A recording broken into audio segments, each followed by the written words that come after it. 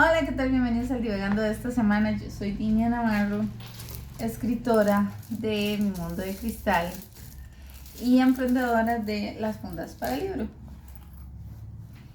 Y hoy vamos a divagar sobre cuentos de Oscar Wilde. Son 6 cuentos que me parecen fabulosos. Y yo de Oscar Wilde sí había, tal vez he leído más, pero no sé qué era, tal vez no sé que son de la autoría de él.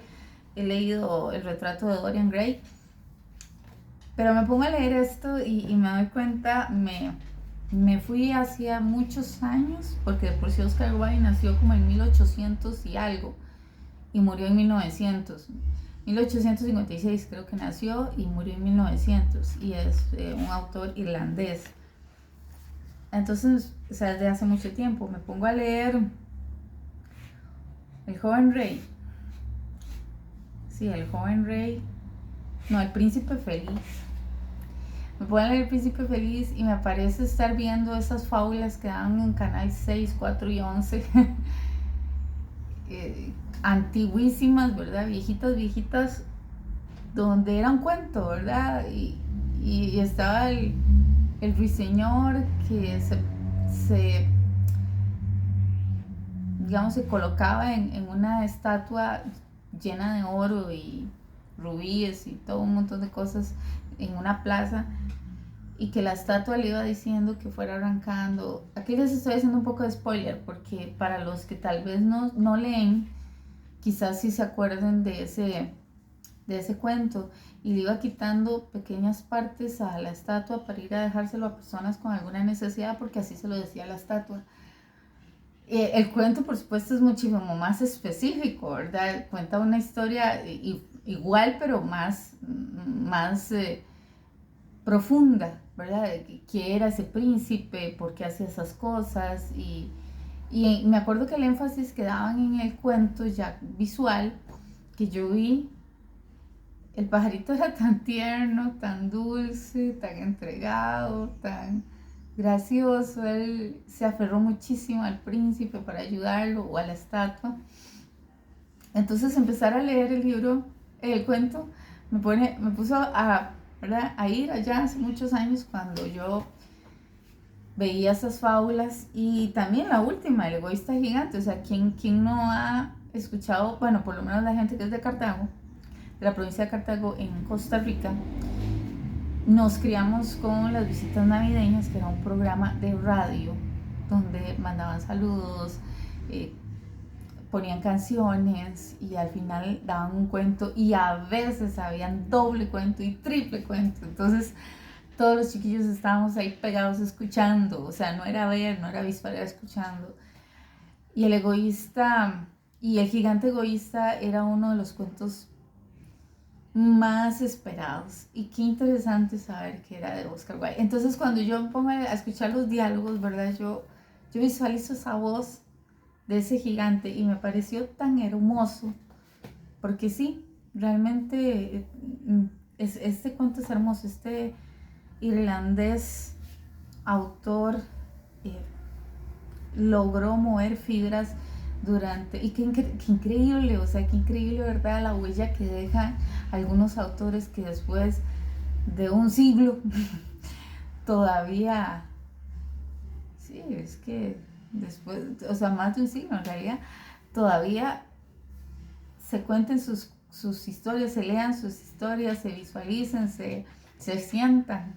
Me encanta. Bueno, y entonces yo creo que no era parte de los puntos, pero yo diría que sí, la belleza de los cuentos, del detalle. Pero estos cuentos tienen vamos a ver, cada cuento tiene un parangón de uno al otro, y es que todos hablan de bondad y de maldad, pero de excesiva bondad y excesiva maldad, como tipo egoísta, ¿verdad? Al punto que había uno aquí que yo no conocía.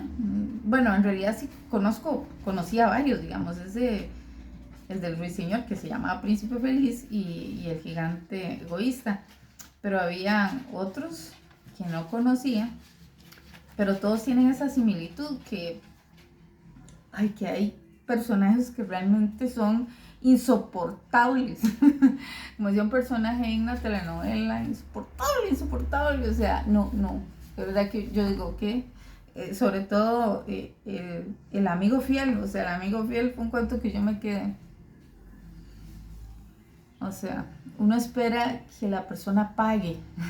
O que el bondadoso que ya cae mal porque se vuelve tonto. O sea, para uno dice, pero o sea, ¿cuándo va a despertar? ¿Cuándo se va a dar cuenta que están abusando de su bondad, verdad? Y el final no me complació porque obviamente yo no quiero eso para él.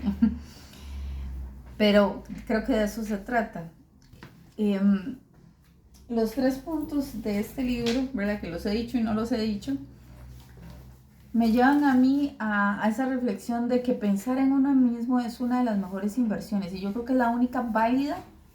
Nos han enseñado a muchos que no, que se piensan los demás, que por ejemplo si tienes visita a lo mejor es para la visita, que si, bueno, en caso de los hijos, ¿verdad? Todo lo mejor para los hijos, si en el esposo también, y bueno, es una sociedad un poco machista, pero en último lugar siempre me voy a quedar yo. ¿Por qué? Porque ¿cómo vas a ser tan egoísta? Entonces yo pienso que el mejor acto de amor y de inteligencia también es pensar en uno mismo, porque vean la lógica. Vamos a ver, si yo no trabajo en mi espiritualidad, en mí misma, en mi bienestar, y soy madre, ¿cómo voy a ayudarle a mi hijo a pensar en él mismo? Si yo con el ejemplo no lo estoy haciendo, si yo soy una persona agotada, soy una persona que no pido ayuda, si soy una persona que espero que todo me lo den, si no, lo primero que tengo que hacer es buscar ese equilibrio, ¿verdad? Y después, el segundo punto es destruirse uno por los caprichos de los demás. O sea, no se vale, no se vale. Aunque sea una persona, aunque sea una persona que esté moribunda, aunque sea nuestro hijo, es muy fácil que lo diga ahorita porque no es mi caso, pero tiene mucho, o sea, los cuidadores de personas con alguna discapacidad, alguna situación especial, como, no sé, esquizofrenia, adulto mayor, un niño que tiene parálisis, estas personas, y es muy fácil decirlo porque no siempre se encuentra quien te ayude. Y no es fácil conseguir ciertos recursos y no es fácil soltar, pero lo ideal es que la persona no se agote, porque llega un momento en que ya no es un placer hacerlo, sino es una carga. Y yo he escuchado personas que han hablado acerca de que son cuidadores de adultos mayores y, y tienen que lidiar con el desprecio de los demás, con el abandono de la familia, ¿verdad? De que, o sea, de que se lo dejan a solo un hijo, se lo dejan a solo una persona, a la nuera, no sé, es muy duro. Entonces, creo que sí, que definitivamente no es válido que lleguemos al punto de destruirnos o de agotar, de quemarnos, inclusive para los trabajos, porque nunca va a ser suficiente, nunca, nunca. Un amigo que nos pide, que no es un amigo, un amigo que nos diga, ay, este favor, este favor, este favor, que ya se volvió una obligación, que ya ni gracias dice, que es un descarado, hay que hacerlo a un lado. La persona que ya nos dejó a ese adulto mayor para que ya lo trajemos todos los días, lo cuidemos todos los días, y tal vez si es familiar de nosotros, no, pero hay que organizarse, hay que pedir ayuda, etcétera. Punto número 3, no importa lo que los otros digan, no importa lo que los otros digan, estás exagerando, como le decían un día estos a una compañera, que inútil por no ir a trabajar porque se cortó un dedo. Bueno, yo podría haber sido una de esas que diga esas cosas precisamente por mi crianza, pero ya ahora lo entiendo diferente. Entonces no importa lo que otros piensen sobre tus valores. Si uno de tus valores es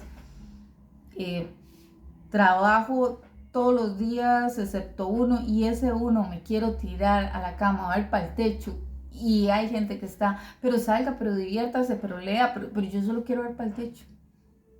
No importa lo que otros digan, inclusive la forma de criar a nuestros hijos, que a veces a los otros no nos parece la forma de vivir nuestra vida, todo eso, no importa lo que le parezca a los demás. Lo importante es que sea importante. Bueno, pero me estoy refiriendo más que todo a los valores, ¿verdad? Si hay un valor de... Y me fui muy largo. Es que no sé, este libro da mucho que hablar. De verdad, les recomiendo los cuentos de Oscar Wilde porque te hacen reflexionar, te hacen pensar en cómo fuiste, cómo eres y cómo quieres ser en adelante. Les agradezco mucho su tiempo. Nos vemos la próxima. Chao.